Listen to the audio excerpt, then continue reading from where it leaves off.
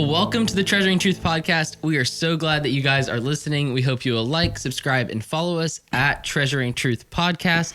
And let's dive right into our question of the day. The question of the day is, drumroll please. That was great. I really wanted to hit the table, but if I hit the table, I know that would have messed up our audio. So, What is a purchase you have been influenced to make? Big or small? Ooh, big or small. Okay, so you want me to go first on this one? Mm-hmm. Cool. So the first one that immediately comes to my mind, it's quite a expensive one that I've made in the past couple months. It was influenced by my friends that I've known for a while, and it was to buy a PlayStation 5. Now, I will say, I do not regret this because I desperately needed one. My PS4 was on its last legs. Every time I turned it on, it sounded like a 747 was taking off in my bedroom, which is not really what you Is that kind of what my want out of computer your sounded console. like earlier? Yes. I would Okay. try to play a game and it would immediately overheat and then shut off. To the moon. Yes, to the moon. Exactly. So, yeah. So that was when I was influenced to make. It was a lot of money, but honestly, I see it more as an investment because that's the math that goes on in my head, is that this gaming console is an investment into my future. That's an interesting way to put it. Yes. How about So- you, Matthew?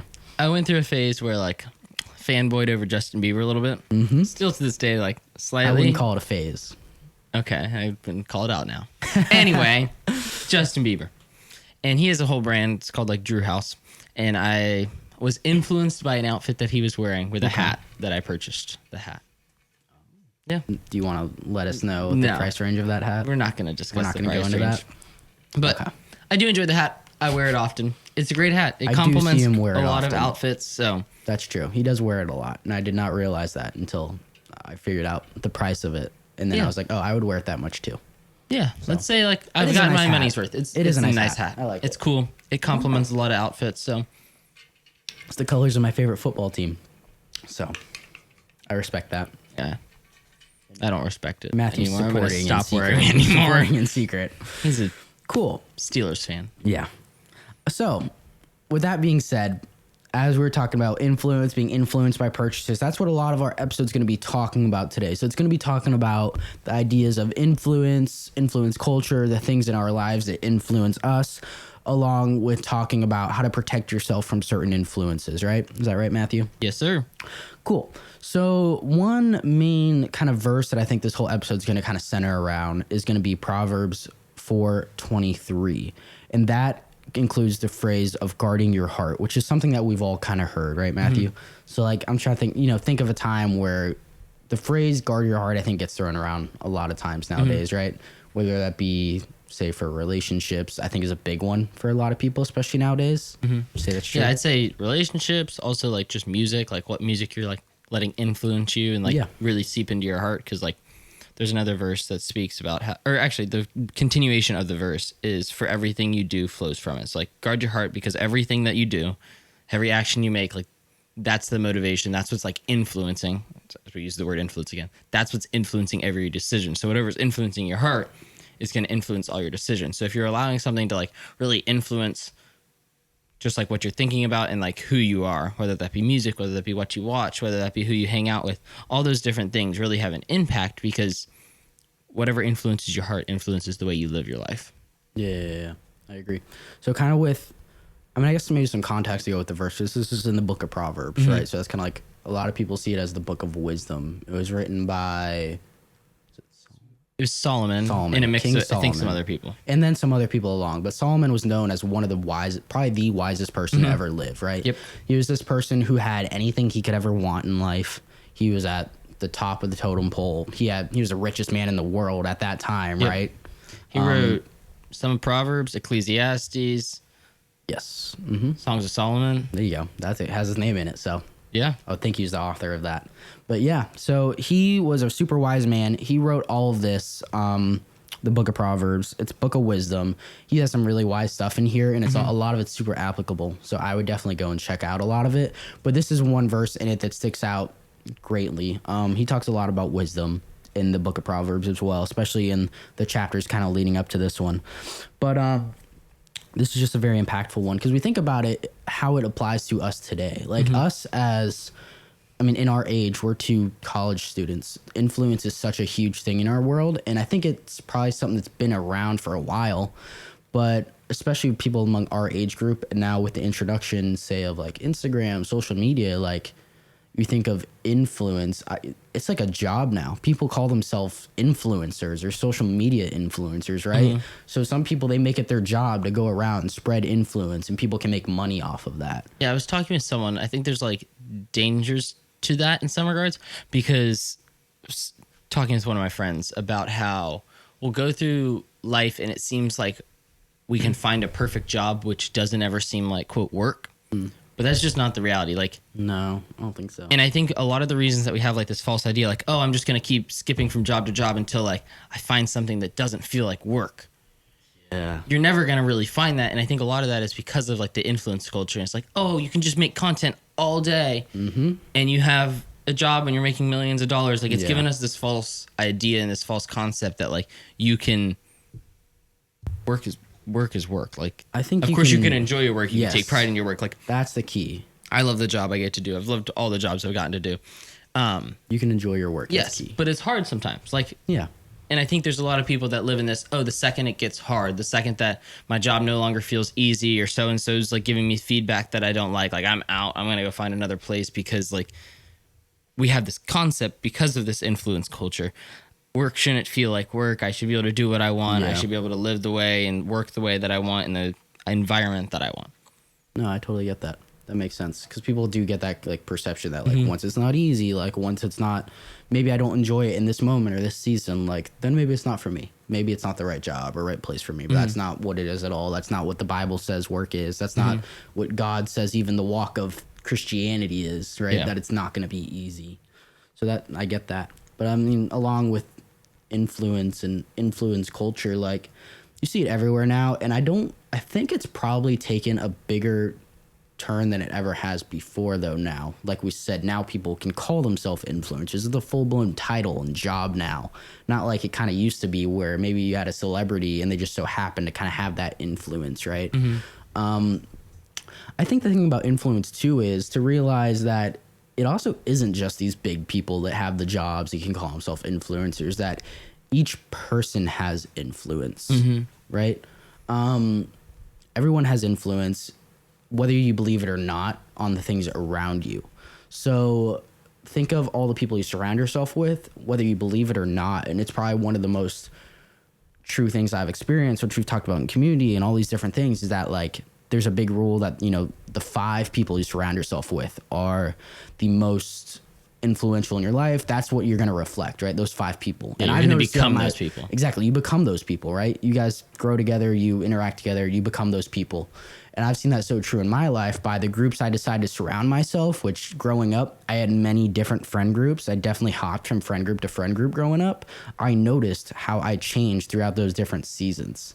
So I can understand that. Like, that's super clear to me. I think that's something a lot of people need to kind of stick out and realize that influence is real, it's impactful, and a lot of times it can be super sneaky in a way too. Like, you don't even realize you're being influenced by some things. Yeah, I think something that one of our small group leaders growing up has always told us is you can hanging out with people around that are not Christians, but don't let them influence you. So like be the one that's influencing them and not being influenced by someone else in like situations. 'Cause then you're able to control like what you're guarding your heart in that regard. You're not allowing them to shift the way you're thinking, shift the way like you're living your life. And it like even in the Bible, I'm trying to think of exactly the verse.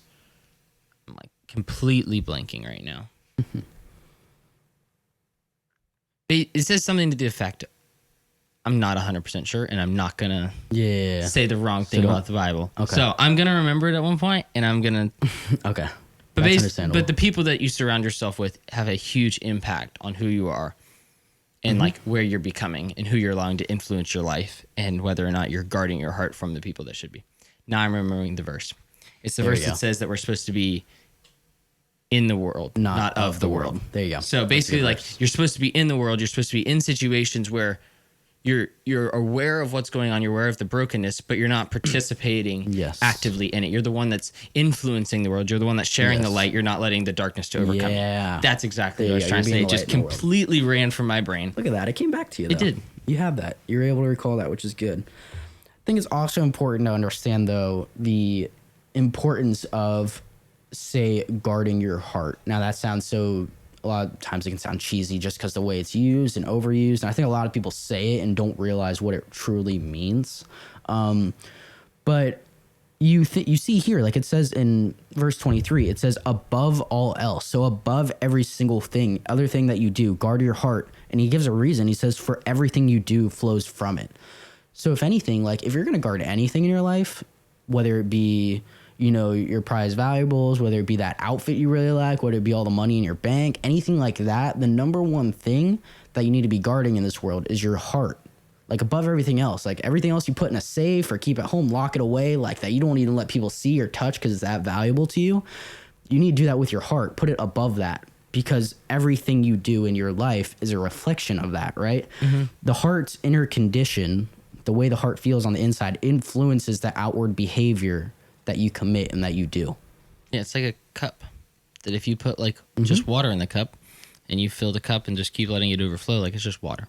Mm-hmm. But if you add some type of food dye, that's no longer going to stay as you continue to pour. Like it's going to continue to overflow. Mm-hmm. You track them with this visual illustration. It's not actually here. We're working on these, so it's all right.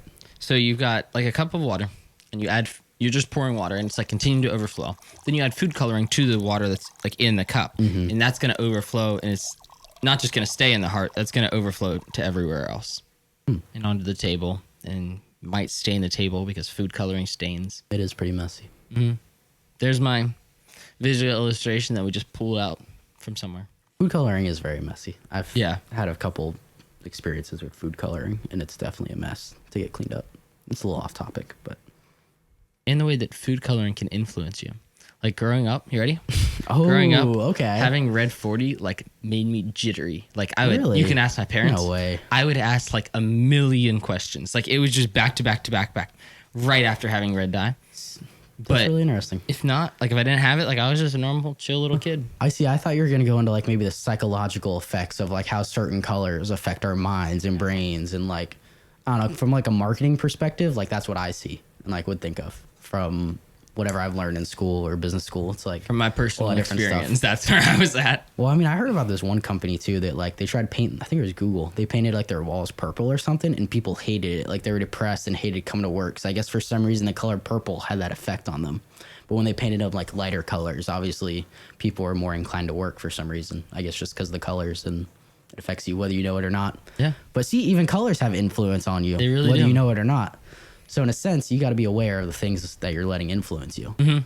Whether that be like the music you're listening to, Yes. the books you're reading, the people you're hanging out with at school, even like letting professors like.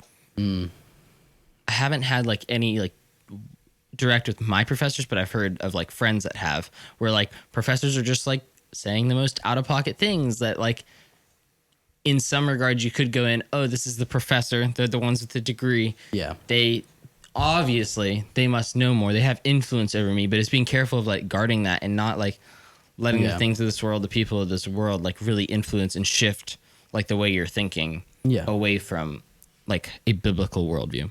No, I get that. And that's kind of like looking up to people too. Like I have professors too. Like I'll be sitting in a lecture and I guess in college it's kind of normal, but occasionally I'll have a professor that like throws out a curse word, right? And they just use it because it's for a lot of people and a lot of people kind of the world, they use this kind of secular language of this or that, but obviously the Bible kind of calls us to refrain from that.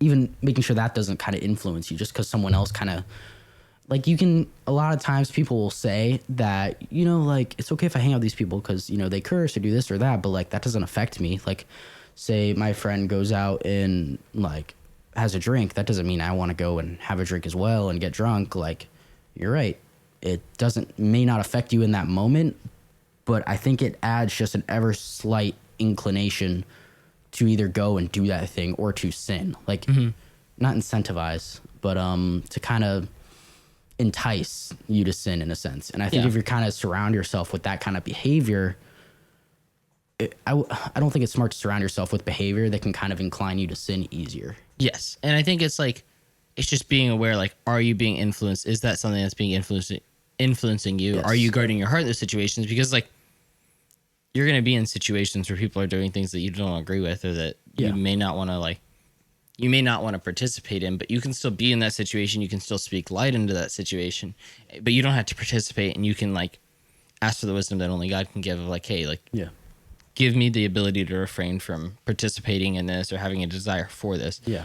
But ultimately give me the words and give me the posture to still be able to love them, to still be able to help them in that situation. So be the one influencing them. Don't let them influence you. Which I think it's a lot easier said than done. Oh, for and I sure. think everyone who has tried that will 100% attest to that, like you just said that. But I think self-awareness is a big trait you need for that, right? Which is not easy. It's truly taking like backing up, zooming out the lens, taking a look at you and the things around you, kind of understanding what you're allowing to happen to you, like taking your kind of emotions out of it and understanding what things are influencing you, what actions are you doing, why are you being, why are you doing those actions, whether they're right, wrong, figuring out why you do what you do is important. And sometimes you Book that just came out by J.P. Pakula. yes, I think that's how you say his last name. It's like, why do Pakula, I I do think. what I don't want to do? Yeah. It's like based on the verse in Romans of like, I do the thing that One I I wanna don't look want to to. do, and then Yeah. I don't do the thing that I want to do. Like there's this like inclination in us of like, sometimes we'll try to do something, but we'll end up doing the complete opposite. Yeah. I think he actually made a really interesting I heard he made like a quiz or something that it kind of goes along with his book, but I think it's on his website that you can go check out. And it's supposed to be it's like a quick quiz, it's like 10 questions, and then it'll kind of tell you in what way it thinks the devil is most likely to kind of attack you and try to come for you and influence you with the things around you to get you to do those things that you don't want to do. I think it's on his website, but that's kind of interesting and insightful to see. I think it's Trying to pretty see if neat. I can pull it up so that I can give you guys the name of it. I think it's called whydoido.com or something like that. I can't remember. It was on there. I took it. It's pretty neat. So it tells you just different things. It'll just ask you a few questions about your behavior and stuff like that. And then it'll tell you how the enemy might try to attack you or use you like that. So on Jonathan Pakula, you can look him up. He's a pastor from Waco, Texas. Yeah, Harris on his Creek. website, you can scroll down, and then it says, if the enemy is going to take you out, how would he do it? Yes. So it's actually really interesting. I haven't is taken it interesting. yet, but I remember like reading through when he had just first posted it, and like he was sharing some of the insight he's been able to get from it. So it was really cool. Yeah, that is very neat. I think it's very awesome. It is important. Also, like going back to kind of clarity and like having that self-awareness, I think a lot of times like we can lack in that, and also in the heat of the moment, it's really hard to have. So I think the best way to do that is to consult kind of the wise counsel in that sense to help kind of influence your life. Like make sure you have those people in your community that can kind of give you those tough talks, give you like the hard truth of when they see the behavior you're doing, and they might be able to see from an outside perspective what kind of things are affecting you. Allow them to speak into that and just pray that you can have an open heart to kind of receive that, right? Yeah, you can go back to episode 2 and 3. Both of those we talk a lot about like having that community, having those people that will speak that into you, and like surrounding yourself with the right people. Those were an episode on becoming a light, and then the power of community and like how that affects who we become and the ways that we do live this out, and like the ways that the people around us play into this verse, and how like as we guard our heart, as we're hanging around the correct people, the correct things, the things of God will flow from us instead of darkness and brokenness. Yeah.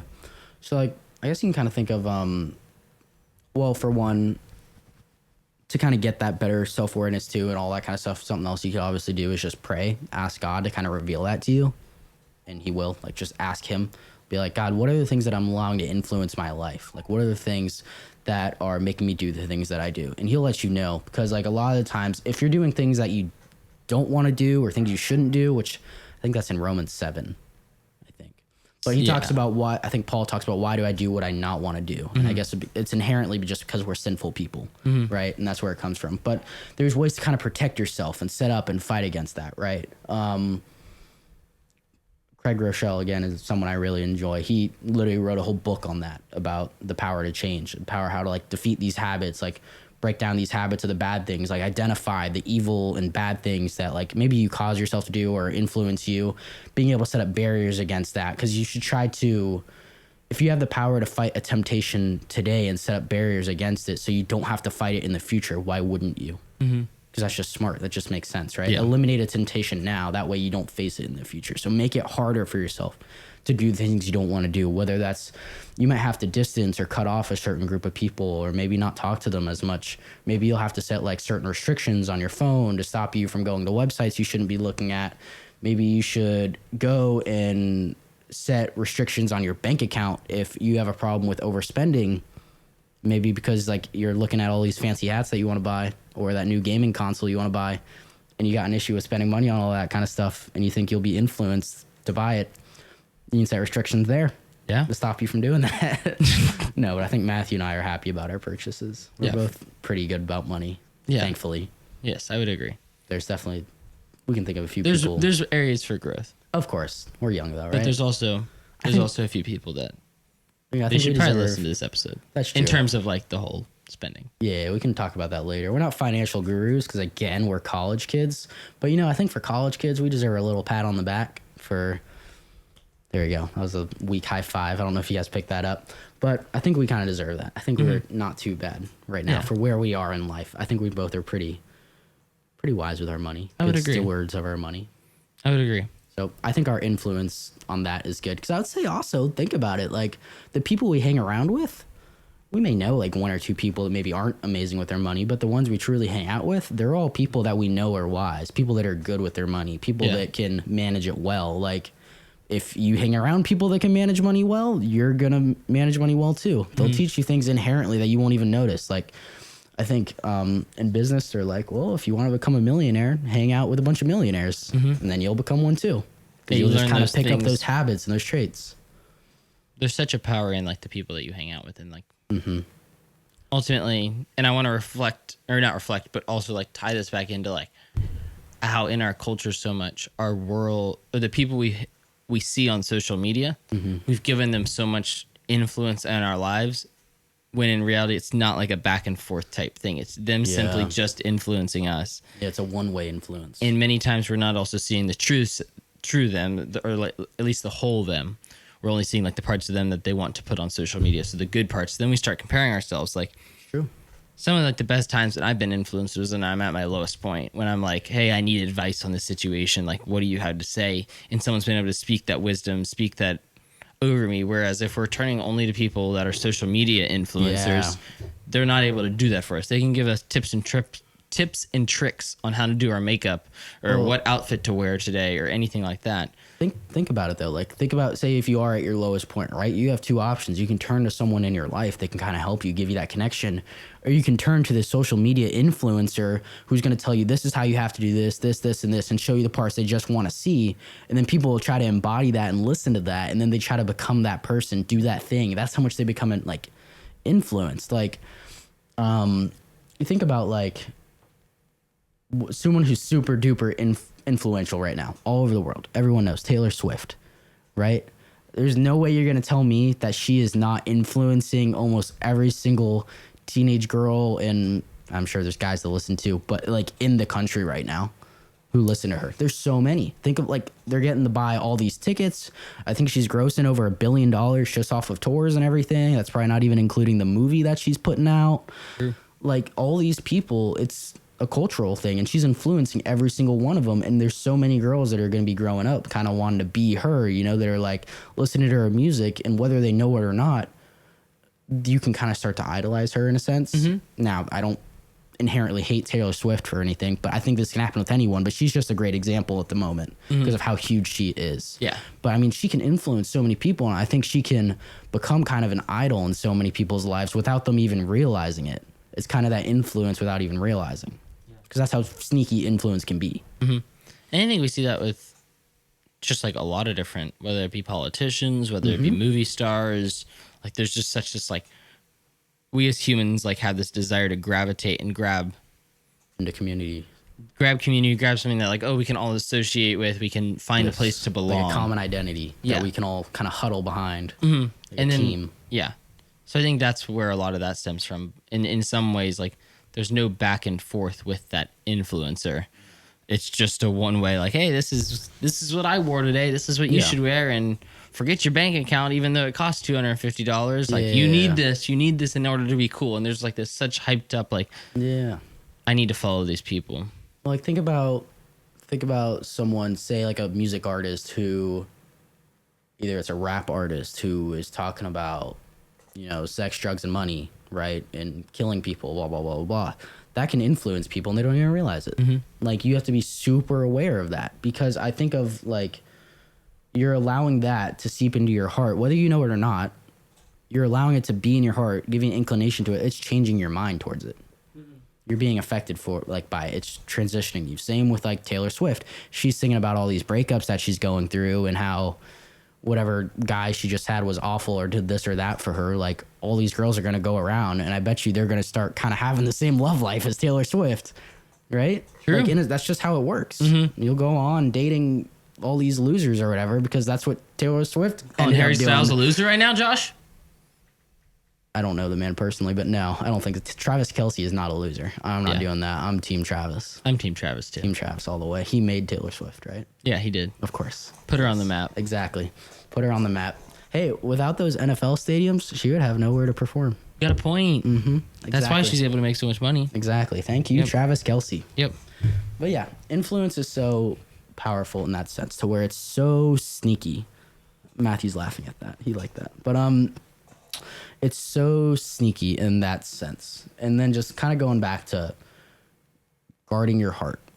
Make it a priority in your life. Because I think like there's so many people that would say that like, I can hang around this group of friends and it doesn't bother me, or this person curses. I'm not going to curse just because they did. Like I can listen to this rap music. It's not going to bother me. Like it doesn't affect me a certain type of way. And I'm ignorant to that too. I say those even things in my own life, and I'm going to try to be self-aware to like acknowledge that I can be hypocritical in that sense too. But also at the same time, that's not what God is calling us to. He's not calling us to kind of take that in. He's calling us to be better than that, to kind of guard our hearts from those things of the world. Because again, like he said, everything you do flows from it.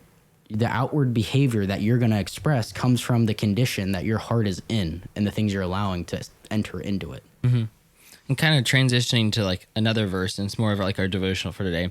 We've got both Luke 6:45 and Matthew 12:30. It's 34 through 37. They're kind of like Yeah. They're very it's a cross reference, similar. like it's Yes. the same account. So I'll read the Luke one first. It says, "A good man brings good things out of the good stored up in his heart, and an evil man brings evil things out of the evil stored up in his heart. For the mouth speaks what the heart is full of." And then going right into the Matthew 12:34, it says, or you want to read this one? It says, "You brood of vipers, how can you who are evil say anything good? For the mouth speaks what the heart is full of. A good man brings good things out of the good stored up in him, and an evil man brings evil things out of the evil stored up in him. But I tell you that everyone will have to give account on the day of judgment for every empty word they have spoken. For by your words you will be acquitted, and by your words you will be condemned." So I think also a big thing to point out here is like speech is a huge part of it too.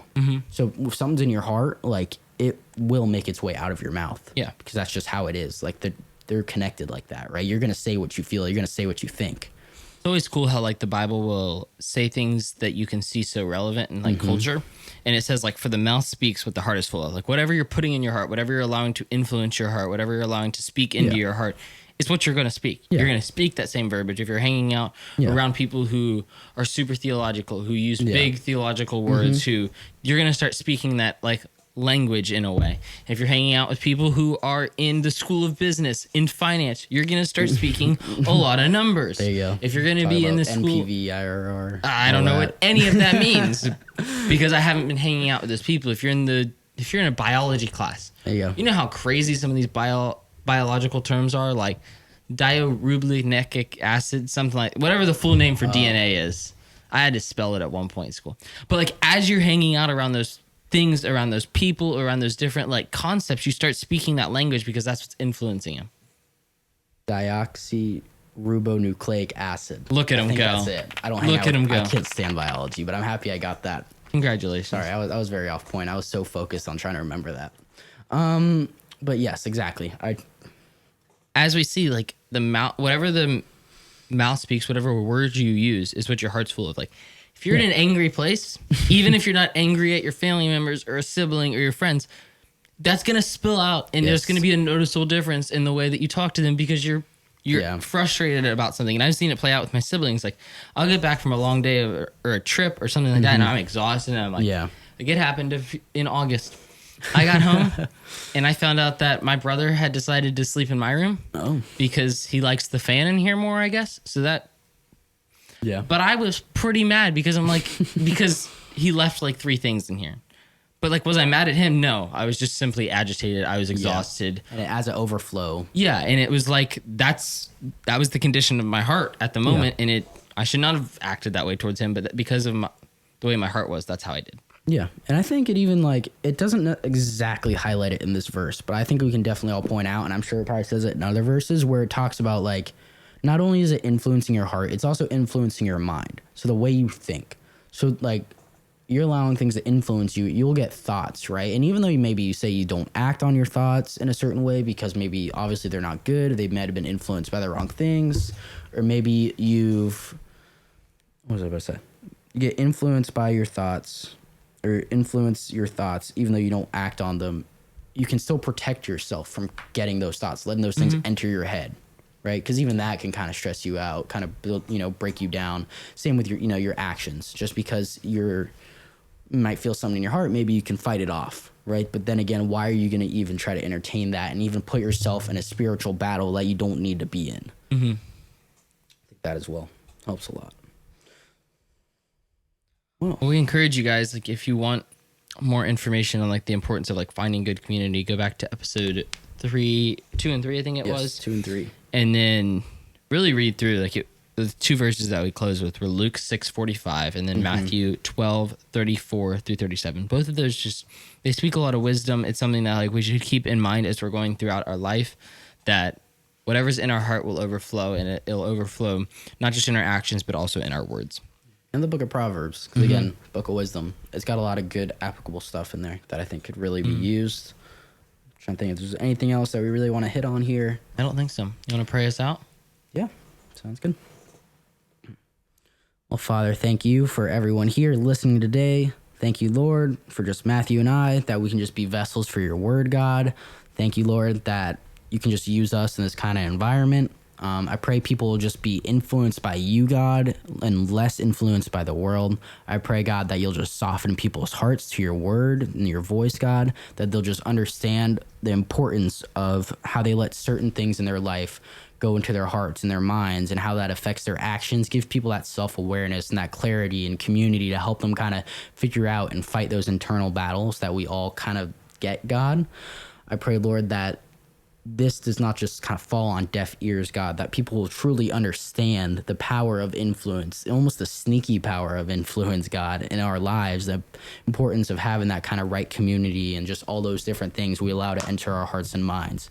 Just allow us, Lord, to just value our hearts above so many different things, to allow us to properly guard them, set up the right things in our lives to protect for them and just treasure them, God. I pray, Lord, you'll just protect and help everyone listening to this podcast, Lord, and then just allow us to go greatly among our weeks and all the way up till our next episode, Lord. We thank you so much. It's in Jesus' name we pray. Amen. Amen.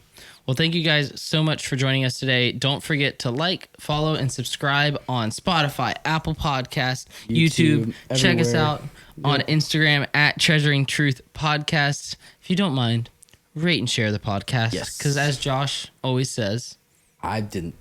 You always say maybe it. I can say it. Yeah. If you don't have anything nice to say, don't say it. Yeah. So That's what Grandma Edlin said. yes. So drag it up to that little 5-star rating if you can. We would really appreciate it. Leave it a little review, because if this podcast has helped you in any way, or maybe it's entertainment for you, however kind of resource it is for you, I know it could definitely do that and help someone else. So allow that to be an opportunity. Go ahead and spread that. We will see you guys in our next episode. See you then.